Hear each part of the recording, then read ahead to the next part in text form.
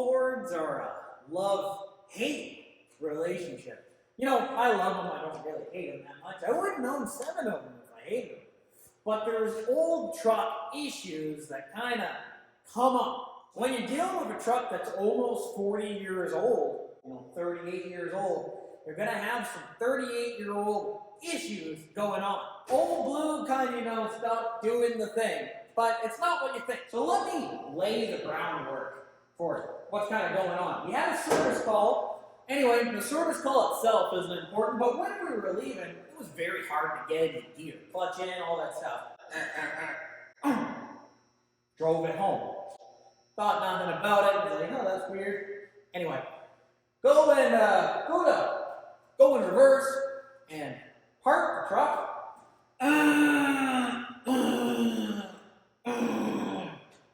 In reverse. Oh, that's weird. Shut it off. Look, my clutch master cylinder was super loose. Huh, that's weird. The bolts all backed off of it. So I went in, got a ratchet, tightened them up. Hop back in the truck, press the clutch in, pop, pop, pop, pop.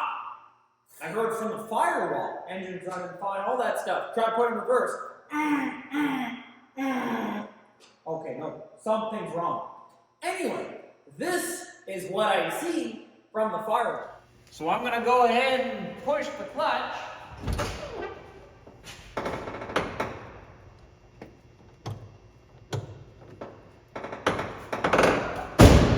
Yeah, not exactly ideal. She's pretty much out. The whole firewall separated right there. So when you push in your clutch, the firewall moves instead of the clutch master, giving you effectively no clutch. Now, Ford actually has a recall for this back in the 90s because these 80s cabs didn't really have any reinforcement on the manual clutch masters on the firewall, but that would happen over time. It's just a matter of time with these old Fords, especially when they get all rusty.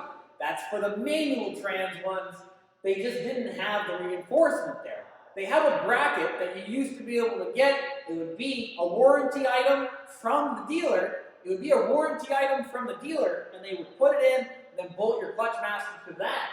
And it would bypass having to even try to fix the firewall. They don't make that part anymore. There's another company that does, but it's really expensive. There's no point. So what we're going to do today, we're going to blow that whole firewall apart, and we're going to patch it up, drill new holes, and put it back in. So this is going to fix the firewall on old blue and get them driving once again down the road. Let's get at it. Welcome to High State of the Garage.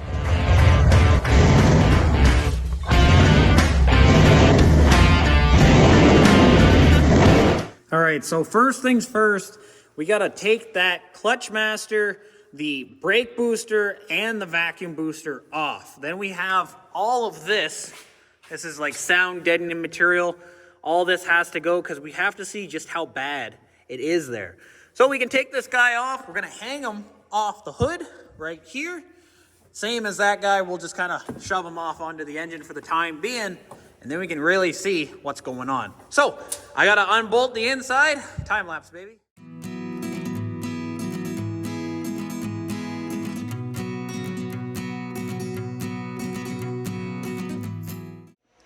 All right, so damage report, 2 things. One, not so good. Our rod's bent, got a bent rod. We might be able to fix that with heat and then re-tap it. I'm gonna have to see. The cylinder's still good, thank God. Anyway, he's just gonna kind of hang out somewhere around here, likely right there. But this is the main culprit right here that we have to deal with that's giving us the issues. As you can see, all down here, it's completely separated. Here it's separated. And then all the tack welds going down here, all gone. So we're gonna come in here with a knife, cut this foam out, because we can't have that there when we weld. We're gonna try to push it in towards the firewall, re-tack this guy on to the actual rest of the firewall, and then fill in our gaps.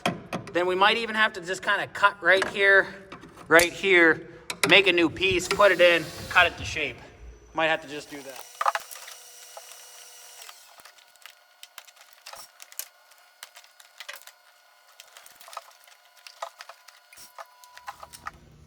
All right, so we got it all cut off there, the insulation. We're not gonna need that on this truck.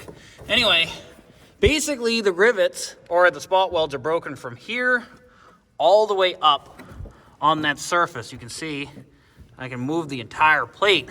So when you're pressing your pedal, it's flexing in and out. And then obviously you can see here from there to there, it's all blown out.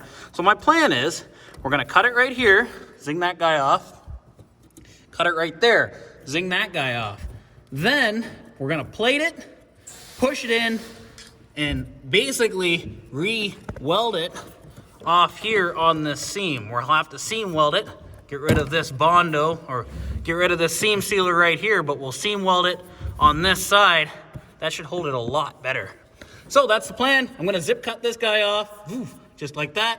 Zip tie that guy off, just like that. Push it in, and we're gonna start welding.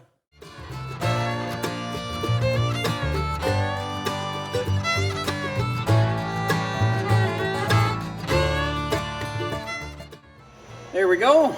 Kind of a big hole, but it actually, sets it up pretty good. So we're gonna do a little bit of CAD there, make up a new plate, and then we can weld that guy in.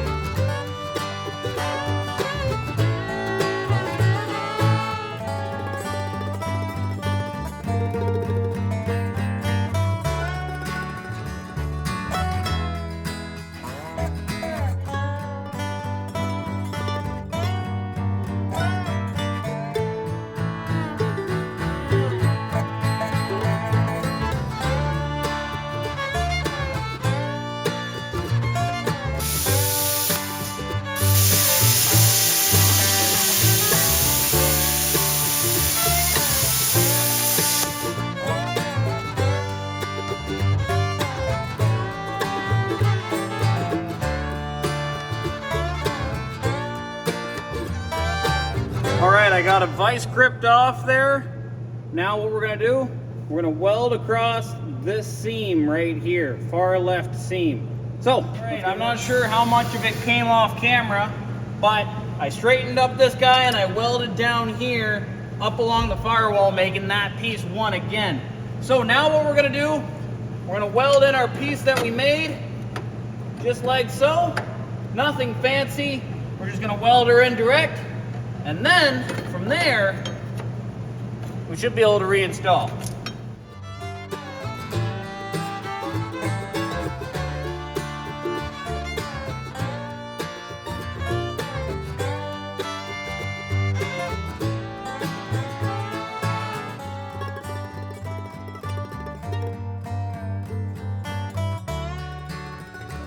All right, so now that we got that guy all welded up, is he goober welded? You bet. But now we got bigger fish to fry. We gotta try to unbendulate this guy right here. Now I would love to use heat on this, but it's one of these rods that you can't really take out. It's really cramps my style. So we put this guy on here. My theory is it bent right at the edge of this guy. So if I bring him in all the way, right where it stops the thread, right there, that's where we gotta bend him back. And that's the plan. So I'm gonna get a pair of vice grips, and we're gonna put some vice grips there, vice grips here, and we're gonna start yanking and hope for the best.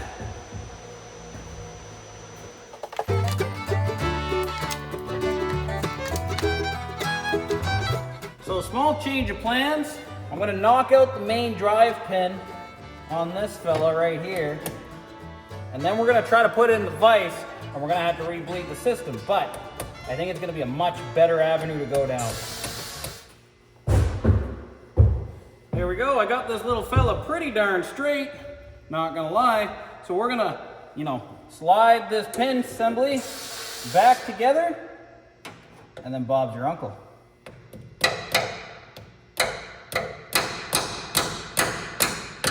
Go. We'll top that fella back up, and now we should be able to install it. Close him up, and let's see about getting him lined up.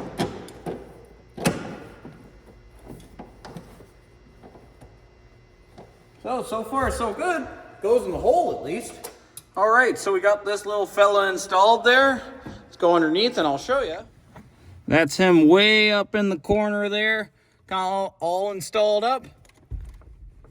All functioning. Should work out pretty darn slick.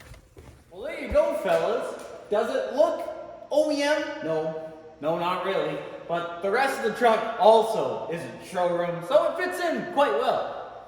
Is it gonna get us back on the road? You bet your bottom dollar. Keeps this truck going down the road, keeps this truck working, and that's the main thing that we're after. I hope you guys enjoyed this video, and we'll catch you guys in the next one really, really soon. See ya.